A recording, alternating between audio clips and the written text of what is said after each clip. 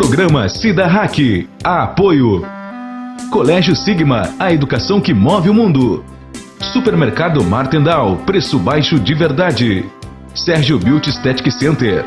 Casa do Vinho, vinhos finos de altitude. Nós estamos aqui no Centro Cultural Vidal Ramos Júnior, o nosso amado Colégio Rosa, e hoje vai acontecer, está já acontecendo, um evento de uma importância histórica muito grande. Todos nós, todos os lajanos e os habitantes da região toda conhecem e visitam, e já visitaram o túmulo da Cigana, lá no cemitério Cruz das Almas. E é uma figura misteriosa para a maioria de nós, porque nós não sabemos nada, a não ser que era uma cigana e que faz milagres, né? Essa é o que está na crendice popular e nas nossas convicções, no nosso conhecimento muito supérfluo dessa figura. Mas hoje nós vamos conhecer de perto essa história da nossa terra. Eu vou conversar com o professor Dr. Lorival Andrade Júnior, que fez toda a pesquisa e que vai nos falar um pouquinho sobre esta figura e vai desvendar alguns mistérios. Professor, é uma honra e uma alegria, né, tê-lo conosco e o senhor voltando à sua terra, né, como bom lajano, né, como bom serrano. Não sei se o senhor é nascido aqui ou aqui por perto, mas professor, né, de história? Sim. De história, doutor em história, e esse foi um trabalho da sua tese, professor? Foi sim, eu não sou de Lages, né? Meu coração é lagiano. Sim. Eu digo sempre isso, né? Eu sou de Itajaí. Ah, de Itajaí. É, de Itajaí. Foi a minha tese. Eu cheguei aqui em Lages em 2001 para trabalhar aqui e fiquei muito impressionado com o túmulo da Sebinca, né? E a devoção que as pessoas tinham a essa cigana. E como as histórias eram muito diferentes, muito diversas sobre a morte, sobre os poderes que ela tinha, eu decidi então montar um projeto de doutoramento que fui aprovado na Universidade Federal do Paraná e defendi em 2008. E eu tive o prazer, nesse tempo de pesquisa, de conviver com o último filho da Sebinca, vivo, não é? Eu tive com eles, eu fui no acampamento deles, fiquei um tempo no acampamento. Então foi uma pesquisa que eu trabalhei não somente com as fontes documentais, com jornais, mas fundamentalmente com o que a gente chama de história oral, não é? Quer dizer, eu conversei com devotos e eu conversei com a família dela, que pouca gente teve acesso a essa família, não é? Então foi um trabalho muito, muito importante, assim, para mim. Dá para o senhor resumir um pouquinho a história dela para nós, professor? Posso. A família Cristo, ela vem para a América na década de 30 do século passado, 1930 e pouquinho. Eles saem um pouquinho antes da Europa da Segunda Guerra Mundial. Eles são gregos, não é? Eles saem da Grécia. E eles vão para o Uruguai e depois eles se deslocam para o Rio de Janeiro e de lá se espalham pelo Brasil. Uma parte dessa família vem para o sul, que é a família de Sebinca. Então eles começaram, é um grupo nômade, até hoje é um grupo nômade. Eles perambulavam aqui pela região Paraná, Santa Catarina, Rio Grande do Sul, iam até o Mato Grosso e ficavam sempre nessa circularidade, nesses estados, fundamentalmente nesses estados. E numa dessas vindas de Sebinca a Lages, ela ficou doente e faleceu, não é? Aqui, onde hoje é a Câmara de Vereadores de Lages. Normalmente eles acampavam na Praça Joca Neves, mas tinha um círculo lá muito grande e os ciganos não conseguiram arranchar lá. Arranchar e acampar é a mesma coisa, sim. A gente usa esse termo, não é? E eles então ficaram nesse terreno. E é justamente ali que ela morre e ali ela é velada, não é? Foram 3 dias de festa no acampamento, porque é uma tradição dos Caldeirache, que é o grupo da cigana Sebinca Cristo, de fazer festa quando alguém muito idoso morre, não é? Então foram 3 dias de festa, para esperar os outros ciganos virem para Lages, etc. Então foi um momento muito importante para a cidade.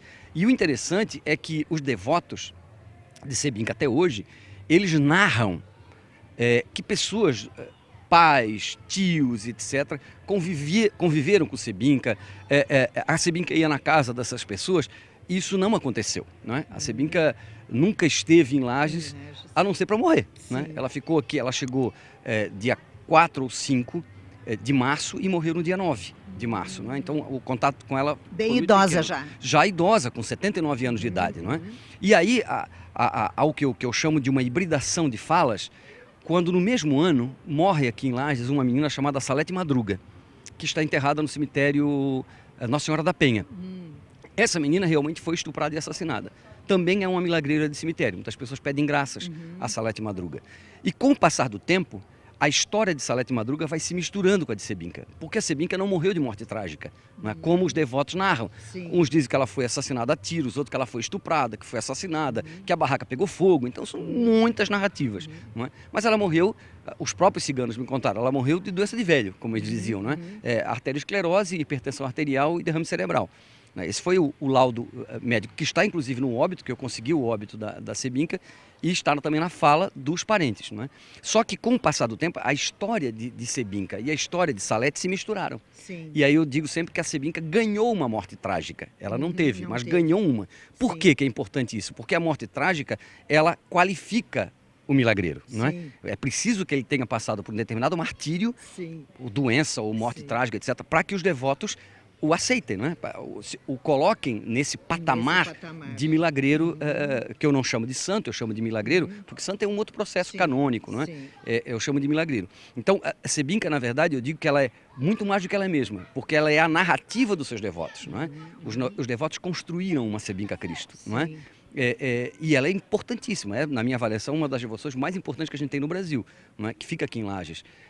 Uma devoção que cresce muito com o passar do tempo. Né? Sim, Cada então vez não é só aqui, ela tem essa...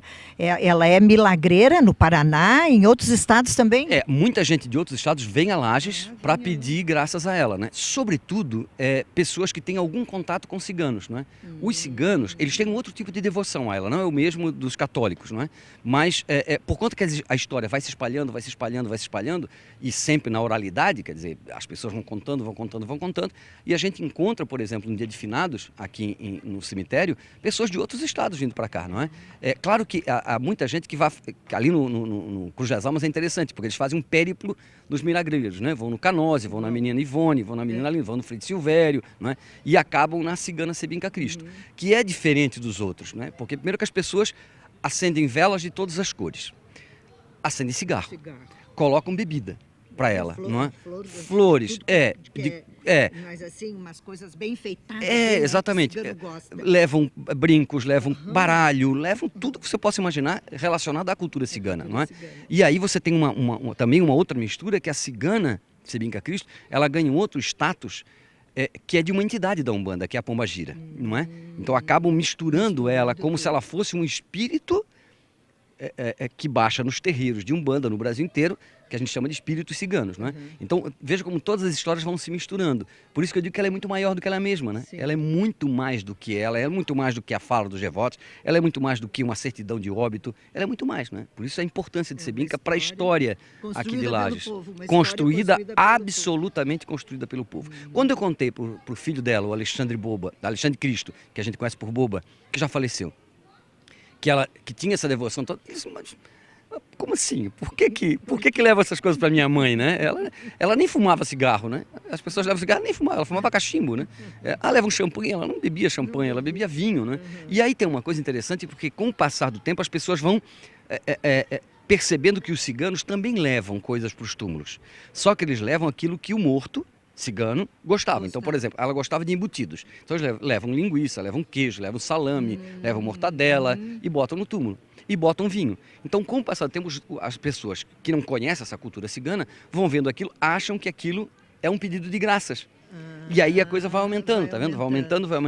Então é uma história simplesmente genial. E tem só por último detalhe, ela se diferencia também por outro motivo. A maioria dos milagreiros, as pessoas fazem pedidos ou em papéis, não é? Ou somente na oração. Na Sebinka não. Eles escrevem com batom em cima do túmulo. Os pedidos são escritos com batom, normalmente vermelho. Não é? Então os pedidos ficam visíveis, tanto os pedidos quanto os agradecimentos. Então ela é mais diferente ainda nesse que a gente chama do grande panteão dos milagreiros brasileiros. Mas é impressionante como é interessante isso, né? Que o povo cria, né, uma história toda, né, atribui a uma pessoa e isso fica na região, na cidade, um folclore, uma coisa, né, uma crença muito interessante, né, professor? E tem uma coisa que eu chamo muita atenção, que é o que eu chamo dos milagreiros, eles são muito devoções locais. Então eu brinco sempre com meus alunos dizendo isso. Por exemplo, você vai fazer um pedido para São Sebastião. Aí você diz, São Sebastião, eu estou precisando de um emprego, eu fiz uma inscrição lá na fábrica tal, eu queria tal. é uma coisa. Você fala isso para o milagreiro local, que morou na cidade, que viveu na cidade, você diz, olha, eu estou pedindo porque eu fiz uma inscrição na fábrica tal. O milagreiro, como viveu no local, ele já sabe, na cabeça do devoto. Não é? O São Sebastião vai ter que procurar no Google Maps, né? Onde é que fica esse negócio que ele está falando? Porque o São Sebastião não é daqui, né? E os milagreiros locais têm esse poder local, né? Eles têm um poder de entender o local. Então as pessoas se sentem próximas, as pessoas se sentem amigas de Sebinca, as pessoas se sentem amigas do Frei Silvério, elas se sentem amigas desses milagreiros, sabe? Eles se sentem próximos, porque eles viveram no mesmo espaço, não é? Não no mesmo tempo, mas no mesmo espaço. E isso valoriza muito a devoção. Professor, muito obrigada, foi um prazer enorme conversar com você e, além de tudo, de ficar sabendo disso, né? E a sua aluna, uma aluna que veio cumprimentá-lo há pouco, disse que foi o melhor professor que ela teve. Eu acredito que este professor realmente ensinou história e fez os seus alunos apaixonarem-se por a história. Muito obrigada. Obrigado a vocês e um beijo enorme sempre a Lages, um lugar que eu amo demais. Ok, obrigada, professor. Bom, esse é o primeiro bloco, então vocês vão ver nos demais blocos mais sobre essa figura, né, Sebinca Cristo, e por essa produção que foi feita pelo professor Dr. Lorival e pelo cineasta Fernando Leão.